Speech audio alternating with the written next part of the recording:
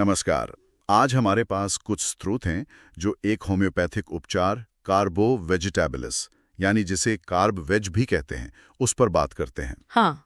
तो इन दस्तावेजों से हम ये समझने की कोशिश करेंगे कि ये उपचार क्या है, इसके लक्षण क्या हैं, कैसे काम करता है।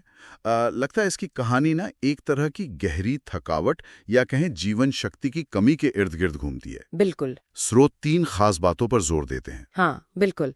पहली बात है शरीर में एक आम सुस्ती, मतलब खून का बहाव धीमा, भावनाएं भी जैसे सुस्त पड़ गई हों। दूसरी, पूरे शरीर में एक अजीब सी ठंडक, हाथ पैर चेहरा ये सब बिल्कुल ठंडे महसूस होते हैं, बर्फ जैसे। हाँ, लगभग वैसे ही।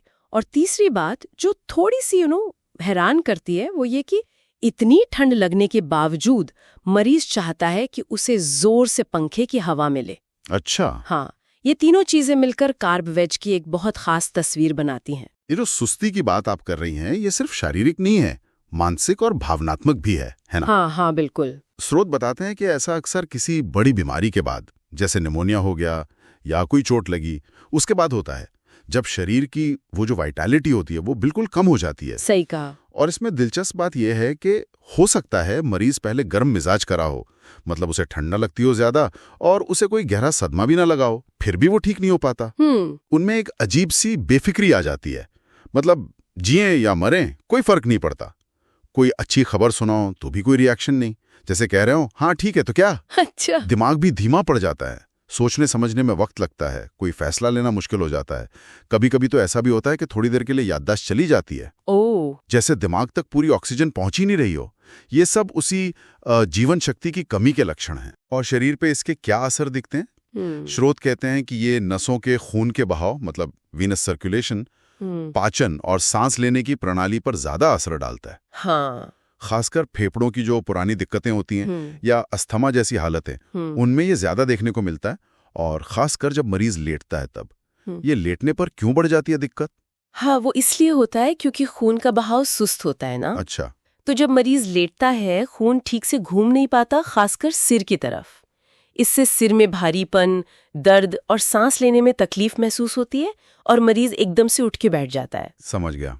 पाचन की समस्याएं भी बहुत आम है, पेट का बहुत ज्यादा फूलना, और ये अक्सर दुबले पतले लोगों में भी दिख जाता है। अच्छा, दुबले लोगों में भी? हाँ हाँ, लगातार डकारें आना, अल्सर हो जाना, पेट या आंतों में सूजन, मतलब गैस्ट्राइटिस, कोलाइटिस, और ये सब बढ़ जाता है ज्यादा खाने से, खासकर अगर खाने में घी, तेल, मक्खन जैसी चिकनी चीजें हों। कभी कभी पेट इतना फूल जाता है कि डायफ्राम पे दबाव पड़ता है और मरीज बेहोश सा होने लगता है, खासकर अगर ज्यादा खा लिया हो और थोड़ी शराब भी पी ली हो। वसा, मतलब फैट, पचाने में भी दिक्कत होती है। स्रोतों में एक बहुत ही गंभीर स्थिति का भी जिक्र है कि मरीज अचानक एकदम कोलैप्स कर जाता है।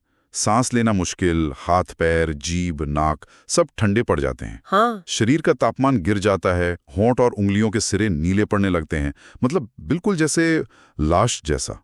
ऐसा लगता है जैसे जान निकल रही हो। और देखिए, इस भयानक हालत में भी एक अजीब बात है, मौत का डर नहीं होता। सच में? हाँ, बल्कि एक अजीब सी उदासीनता होती है, या कभी कभी तो मरने की इच्छा भी हो सकती है। ये कार्ब वेज की बहुत बहुत खास पहचान है। ये उसी गहरी जीवन शक्ति की कमी को दिखाता है। और वो पंखे वाली बात, वो तो बड़ी अजीब है। स्रोत कहते हैं कि हवा की चाहत बहुत तेज होती है।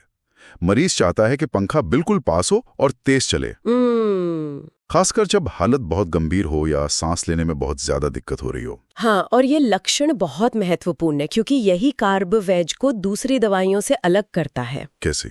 जैसे आर्सेनिकम वाले मरीज को भी ताज़ी हवा चाहिए होती है, पर उसे शरीर पर सीधी ठंडी हवा नहीं चाहिए। अच्छा। पल्सटिला या एपिस वाले मरीज तो गर्म मिजाज के होते हैं, उन्हें हल्की हवा या खुली हवा पसंद आती है।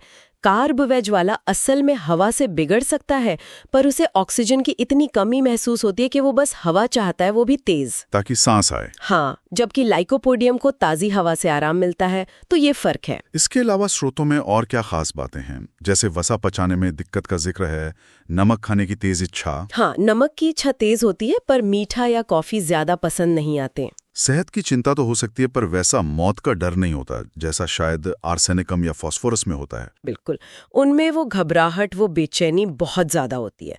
कार्ब वेज में वो नहीं है। हाँ, भूतों का डर या किसी हादसे का डर हो सकता है और अंधेरे में तकलीफ बढ़ सकती है।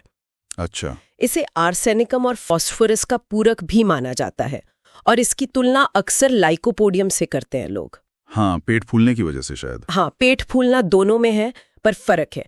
जैसे काववेज में डकार आने से ज्यादा आराम मिलता है, काववेज वाला मरीज ज्यादा ठंडा महसूस करता है। हाँ। सोने के तरीके में भी फर्क है। काववेज वाले को सिर ऊंचा करके तकिए लगाकर सोना पड़ता है ताकि सांस ठीक से आए।